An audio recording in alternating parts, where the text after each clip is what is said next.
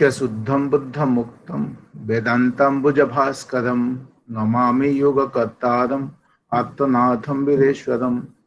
परम प्रेम परम दयाल श्री ठाकुर, परम पूजनीय पुण्य श्लोकाशीष लक्ष्मी बड़मा, परम पूज्यवाद प्रधानदेव श्री बड़दा, प्रधानदेव श्री दादा के चरण कोटि कोटि प्रणाम। पूज्यवाद बाबेदा के चरण कोटि कोटि प्रणाम। गुरु परिवार समस्त सदस्य के चरण कोटि कोटि प्रणाम। मेरा परम सौभाग्य है आज आप लोगों की साथ में ऑनलाइन सत्संग माध्यम में युक्त हो चुका हूं और ये पवित्र सुजोग मुझे आपने दिया है, इसलिए मैं आपको आंतरिक धन्यवाद देता हूं। मैं हिंदी में बोलूंगा, इसलिए माफी चाहता हूं। अभी जो पैंडेमिक सिचुएशन है, इस समय में कुछ जो कोविड के बारे में बता के मैं अपना वक्तव्य शुरू करूंगा। हमें साधारण तौर पे देखा गया है कि अभी मुझे अगर बुखार हुआ है, बुखार high grade fever 99 100 high grade नहीं है, 102 103 बुखार हुआ, खांसी हो रहा है और सांस लेने में दिक्कत है, ये 3 चीज ध्यान रखिएगा। और बाकी शरीर में काफी थकावट है, ये सब चीज अगर मेरे को हुआ है तो मैं संदेह करूंगा, टेस्ट करने के लिए जाऊंगा। अगर टेस्ट में पॉजिटिव आया तो कोई घबराने की बात नहीं। साधारण तौर पे 80 to 90% लोग साधारण मामूली सी ये समस्या है और कुछ प्रिकॉशन लेके ठीक हो सकते हैं। उसमें क्या करना चाहिए ना, आइसोलेशन में रहना चाहिए।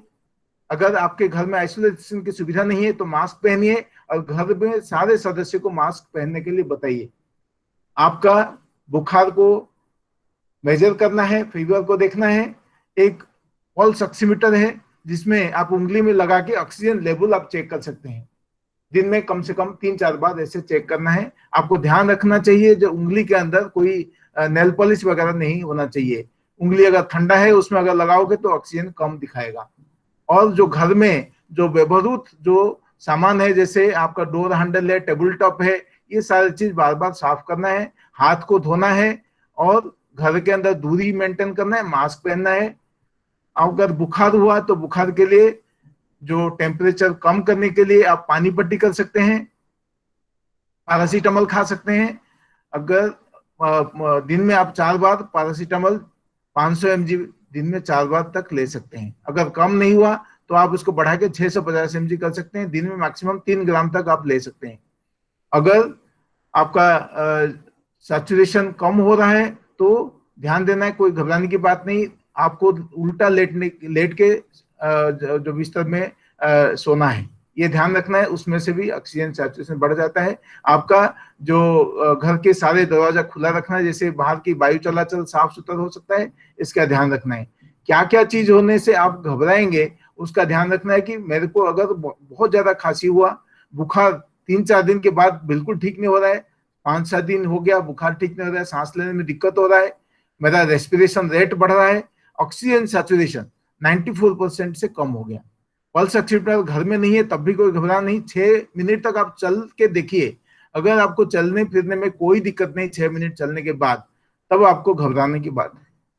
अगर आपका आप बेहोश की हालत में आ जाते हो, आपका पेशाब कम हो गया, उल्टी बुखार ये सब हो रहा है, तो आपको थोड़ा ध्यान रखना है।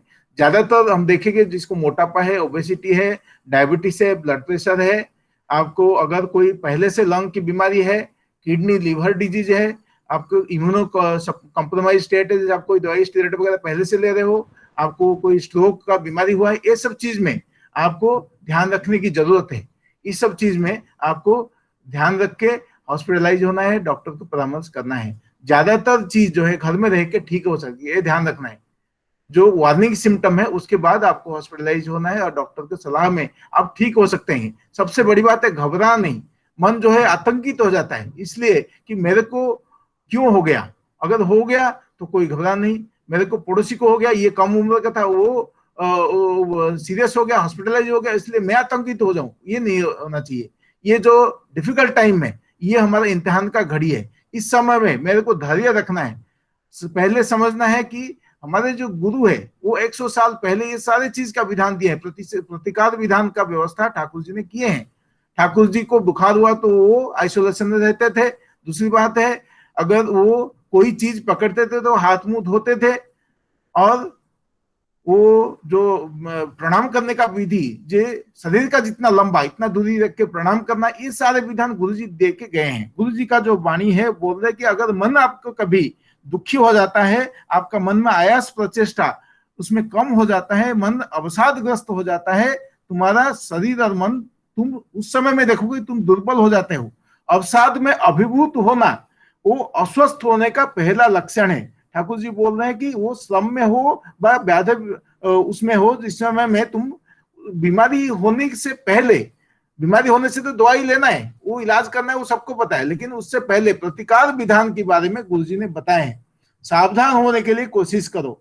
तो जो प्रतिषेधन का व्यवस्था दिए हैं, ठाकुर जी बोल रहे हैं कि अगर आपके कोई प्रिय परम कोई गुरु है, ईश्वर है, जिनको आप मानते हो, उनके साथ सुकेंद्रिक हो रहने के लिए कोशिश करो।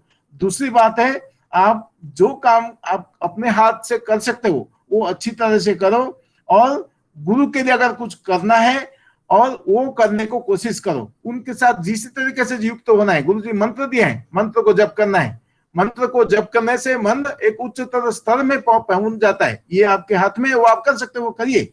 और दूसरी बात है, भोजन अच्छा लेना है, सत्ता पोषणी पुष्टिप्रद सहज पाच्य, प्राचुर्य ना हो, ऐसा भोजन ग्रहण करने के लिए गुरुजी बोल रहे हैं जो आपका शरीर को अच्छी तरह से हजम कर सकता है, ऐसा भोजन करने के लिए गुरुजी बोल रहे हैं। और ऐसा उच्चतर स्तर का जो चिंता है, जैसे हम सत्संग करते हैं, सत्संग में ऐसा कहा गया, गंगा पापम शशितापम, गंगा पापम शशितापम दैन्यम कल्पस्तरु तथा पापम चाप तापम च दैन्यम च हंति सज्जन संगत। ये ध्यान रखना है, जे मेरे को पाप किया तो गंगा जाने से पाप क्षय होता है, मैं अगर चंद्रमा के आलोक के नीचे बैठ जाता हूँ ताप क्षय होता है, अगर मैं कल्पतरु के नीचे बैठ जाता हूं तो मेरा गरीबी दूर होता है, लेकिन सत्संग में बैठने से ये पाप ताप और गरीबी सब कुछ दूर होता है। इसलिए ठाकुर जी जो बोल रहे हैं, यजन करना है, गुरु जी को स्मरण करना है, याजन करना है, गुरु जी का बात को इष्ट प्रसंग को लोगों के सामने परिवेशन करना है।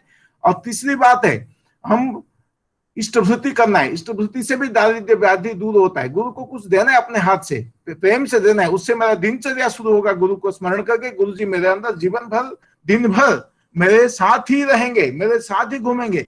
अगर गुरु जी आपके साथ है तो आपको किस बात का चिंता है ही नहीं। तो ये सारी चीज जो है, अव्यक्त पुरुष जो असीम जखन ससीम होके सीमा में लेते हैं स्थान, वृत्ति भेदी टान होने से हम उनको भगवान जैसा समझ पाएंगे। मेरे अंदर वृत्ति भेदी टान होना चाहिए, मैं उनको समझना चाहिए, उनको प्यार करके चलेंगे। इसलिए गुरुजी अभय प्रतिश्रुति दिए हैं। गुरुजी बोल रहे हैं, आप तो परम पिता का माल है, उनका अनुग्रह के माध्यम से आप जब हो तो थोड़ा सा दुख दुर्दशा के बीच में विचलित नहीं होना है, वो पहले से आपका अच्छा हो ऐसा व्यवस्था करके गए हैं। आप कभी भी रुइंड व ध्वंस नहीं होंगे, ऐसा व्यवस्था आपके लिए गुरुजी विधान दे के गए हैं। आपका ध्वंस साधन नहीं होगा, आप ईश्वर की संतान हो, परमपिता की संतान हो, वो मंगलमय है, आपके लिए मंगल विधान की सारी व्यवस्था करके गए हैं। मेरे मन के अंदर साहस रखना चाहिए, घबराना बिल्कुल नहीं है। जब तक आप उनके हैं वो विश्वास है, जब तक वो करता है वो विश्वास है, तो आपके अंदर भय किस बात का? आप उन्हीं का माल हो, वो आपका यत्न नहीं करेंगे, वो आपका ख्याल नहीं रखेंगे, ऐसा हो ही नहीं सकता। तो इसलिए अहंकार बस में हम अपने आप को कर्ता समझते हैं, इसी वजह से हमारे अंदर में दुर्दशा आता है। तो इस वजह से गुरु के पास समर्पित होना है। दिक्कत क्या है, गुरु भाई का मैं देखा, वो हॉस्पिटलाइज हुए, जब बिल्कुल उनका बुखार कम नहीं हो रहा था, दवाई इलाज के बाद सारे गुरु भाई को हमने रिक्वेस्ट किए कि उनके साथ संपर्क रखिए, जो पूज्य बाबा बोल रहे कम्युनिकेट करना है। जब गुरु भाई का फोन जाता है, गुरुजी के ऊपर कोई बड़ा डॉक्टर है ही नहीं, गुरुजी मंत्र दिए हैं। होता क्या है, बंदा अगर अपने आप को ये हिम्मत छोड़ देता है तो ये आपको परेशान करता है। आपको उस समय याद दिलाना है, गुरु भाई का जिम्मेदारी ये है कि आप तो ईश्वर की संतान हो, परम पिता की संतान हो, आपको डर किस बात का है, इलाज तो चल ही रहा है, आप ठीक हो जाओगे, हिम्मत रखिए।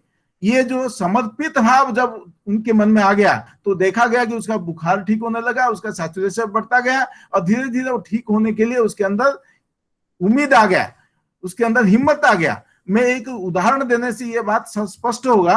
एक राजा थे, उनके पास एक बड़ा हाथी था, वो हाथी उनका सारे युद्ध विग्रह से सुरक्षा प्रदान करता था। एक बार क्या हुआ, ऐसे युद्ध विग्रह से जलाब करके वो वापस आ रहे हैं, हाथी को प्यास लगा, नदी के अंदर गया, नदी के अंदर वहां दलदल था, उसका पैर अंदर फंसता गया।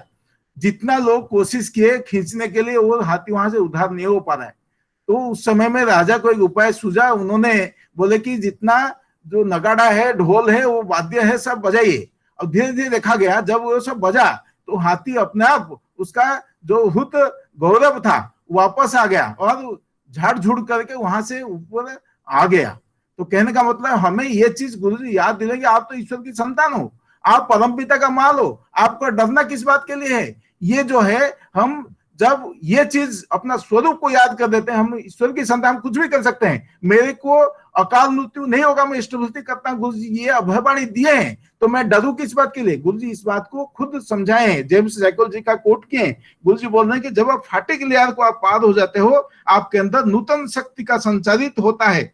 कोई भी चीज काम करते करते कभी आपको याद होता है कि मैं और नहीं कर पा रहा हूं, मेरा शरीर के अंदर ये हो ही नहीं सकता, थकावट होकर मैं बैठ जाता हूं, तब गुरु जी बोल रहे हैं कि आप देखोगे तो आप गुरु को याद आते ही, नाम का याद आते ही आपके मन में ये अवसाद का भाव कट जाता है और एक मुहूर्त में आपको याद होता है कि मेरे अंदर उत्साह का एक ज्वार मेरे सर्वांग शरीर में आ जाता है। तो ठाकुर जी बोले ये जो क्रांति का स्तर है, ये जो फैटिक लेयर आप अतिक्रम कर जाते हो, ये विश्वास भरोसा रखना चाहिए। ये सारी चीज मन का काम है।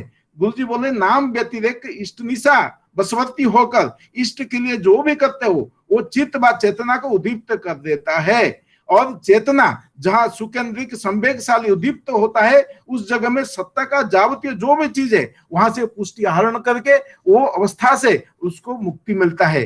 गुरु जी ये बात बोल रहे हैं। तो हमें ये ध्यान रखना है। समय हो रहा है, मैं 2-3 बात ये यहाँ पे रखूंगा। प्रफुल्लदा थे, प्रफुल्लदा जो इष्ट आलोचना प्रसंग का संकलिता है, वो उनके जीवन में ऐसा एक अवसादपूर्ण घटना आया था। उनका जो माता जी थे मानदा देवी, उनका वो अनिद्रा जो रोग से ग्रसित थे और ऐसा हुआ कि इतना डिप्रेस हो गए कि एक दिन वो फांसी लगा के अपना आत्महत्या कर लिए। उससे वो काफी मर्माहत हो गए। उसी घटना को ठाकुर जी के सामने जिक्र किए, ठाकुर जी के पास जाके बोल रहे कि ठाकुर जी मैं तो विमूढ़ हो गया। ठाकुर जी बोल रहे कि देखो मणि प्रफुल्ल, जो तो चला गया तो चला गया, लेकिन मैं तुम्हारे साथ हूं, तो तेरा चिंता किस बात का है, तेरा भावना किस बात का है। प्रफुल्लदा बोल रहे कि ठाकुर जी मैं तो सब कुछ सहन कर लूंगा, लेकिन मैं ऐसा सुना हूं, आप भी बोल रहे हैं जो आत्महत्या करता है उसी का आत्मा को मुक्ति नहीं मिलता। ठाकुर जी बोल रहे हैं कि देखिए, ठाकुर जी कुर्सी में सीधा होकर बैठ गया और बोल रहे कि देखो सदगुरु पकड़ने से 3 कोटि कुल का उद्धार होने का मैंने सुना है, और तेरा माँ का उद्धार नहीं होगा, ऐसा हो ही नहीं सकता, तू क्या बोल रहा है। प्रफुल्लदा उसके बाद काफी आश्वस्त हो गए। लेकिन उसके बाद ठाकुर जी बोल रहे हैं देख, माँ का उद्धार का बात तुम्हारे ऊपर बहुत निर्भर करता है। तुम्हारी माँ, जैसे कोई भी व्यक्ति मृत्यु के बाद एक एक्टोप्लाज्मिक स्टेट में रहता है, ठाकुर जी बात बोल रहे हैं। माँ तुम्हारा कहीं पे भी हो, तुम्हारा ऊपर उनका स्नेह, उनका नजर हमेशा ही रहेगा। जो हालत में ही हो वो तुम्हारे तरफ उनका नजर रहेगा। अगर तुम हमेशा इष्ट को लेके व्यापृत रहोगे, उनका चिंता करोगे, प्रकारांतरे परोक्ष में, क्योंकि माँ तुम्हें प्रेम करता है और तुम इष्ट को लेके पागल हो, इष्ट को लेके व्यस्त रहते हो, हमेशा उनके बारे में चिंता करते हो, तो परोक्ष में माँ का मन भी इष्ट के प्रति आकृष्ट होगा और यही उनका उद्धार का कारण बनेगा। ठाकुर जी क्या विधान दिए हैं, समझ कोशिश कीजिए। आप इष्ट को प्रेम करोगे, माँ आपको प्रेम करता है, तो माँ का मन इष्ट के प्रति धावित होगा। ठाकुर जी ये बात बोल रहे हैं। प्रफुल्लदा बोल रहे हैं, देखिए प्रफुल्लदा जो ठाकुर जी का जो किताब है आलोचना प्रसंग, अगर प्रफुल्लदा नहीं होते तो ठाकुर जी का इतना सारे जो दिव्य वाणी, दिव्य कथनी हमारे पास पहुंचता ही नहीं है। अगर ऐसे डिप्रेशन की हालत में होते, ठाकुर जी उनको कैसे चालित किए, सच्चालक जो है कैसे भक्त को अपने मार्गदर्शन कराते हैं, उसका सुंदर उदाहरण ये प्रफुल्लदा के जीवन में मिलता है। प्रफुल्लदा बोल रहे हैं कि देखिए ये बात मेरे मन को इतना गंभीर रूप में स्पर्श किया कि माँ के लिए मेरा मन इष्ट के प्रति ज्यादा से ज्यादा झुकावट हो गया। इष्ट को अगर गुरु को मैं थोड़ी देर के लिए अगर मैं भूल गया तो अपने आप को अपराधी याद करने लगा। मुझे ऐसा लग रहा है कि माँ का सदगति की मैं ब्याहती होगा, इसीलिए हर वक्त इष्ट योग युक्त होने के लिए मैंने मजबूर हो गया, और ये जो बोध मुझे हमेशा जागृत करके रखा। तो कहने का मतलब है हमारे मन को उनके चरण के प्रति धावित करना, ये हमारा कर्तव्य है। एक और छोटा सा उदाहरण रखूंगा। एक भक्त थे परेश भट्टाचार्य। परेश भट्टाचार्य जी अच्छे भक्त थे, गुरु जी के नाम लिए थे, लेकिन उनका एक दुर्गुण था, वो हमेशा मद्यपान करते थे। निशा में हमेशा इतना मद्यपान करते थे, लोग उनके पास बैठने के लिए उनको घृणा करते थे। तो लेकिन ठाकुर जी परम परम है, वो बोलते थे कि एक साम्राज्य छोड़ सकता हूं लेकिन एक इंसान को मैं त्याग नहीं दूंगा। इसलिए वो हमेशा गुरुजी उनको प्यार करते थे, उनके साथ बातें भी करते थे। तो एक बार परेश दा आए थे तो ठाकुर जी उनको बोल रहे हैं, देखो ठाकुर जी कभी मद्य छोड़ने के लिए नहीं बोल रहे। ठाकुर जी बोल रहे कि मेरे को एक फॉरेन ब्रांड का एक बिस्किट चाहिए, उसका नाम है यांकिल एंड पामर, ऐसा ब्रांड का एक बिस्किट लाके मेरे को दो। तो ये बिस्किट फॉरेन ब्रांड है, विदेश का बिस्किट, यहाँ कहाँ मिलेगा, ढूंढते ढूंढते वो पागल हो गए, कहीं कहीं ढूंढ के मिला नहीं। फिर वो कलकत्ता गए, कलकत्ता से कहीं एक छोटा सा दुकान में उनको मिला, बहुत प्रयास के बाद। लेकिन इस बीच में वो जो ये ढूंढ रहे थे, इसी बीच में उनका जो मद्यपान करने का जो नशा था वो कहीं छूट गया। वो बिस्किट लाके देते हैं, ठाकुर जी खुश होते हैं, लेकिन परोक्ष रूप में उनका जो टाण था मद्यपान करने के लिए, ये जो आकुति था, ये जो आवेग था, ये जो नशा जैसा था, वो कहीं ये आदत उनका छूट चुका था। क्योंकि गुरु जी का कर्म में अगर हम अपने आप को जड़ित रखते हैं, उनके बारे में सोचते हैं, उनके बारे में अपने आप को मजबूर करते हैं, शामिल कर देते हैं, पागल हो जाते हैं उनकी बातों में, तो आपके जो भी वृत्ति प्रवृत्ति है उसका नियंत्रण होता है। इसलिए गुरु जी को कभी बोला गया कि वो जादूगर, लेकिन जादूगर नहीं है, वो जादू तोड़ना उनका स्वभाव है, जादू तोड़ के अपना स्वभाव को दर्शित करते हैं। तो इसलिए परमपिता की शरण में हम आए और उनका दिया हुआ मार्ग में अपने आप को चालित करें। इस वाणी के साथ मैं अपना बात को विराम देता हूं। सर्वे भवन्तु सुखिनः, सर्वे सन्तु निरामयाः, सर्वे भद्राणि पश्यन्तु, मां कश्चित् दुःखभाग् भवेत्। शांति शांति शांति।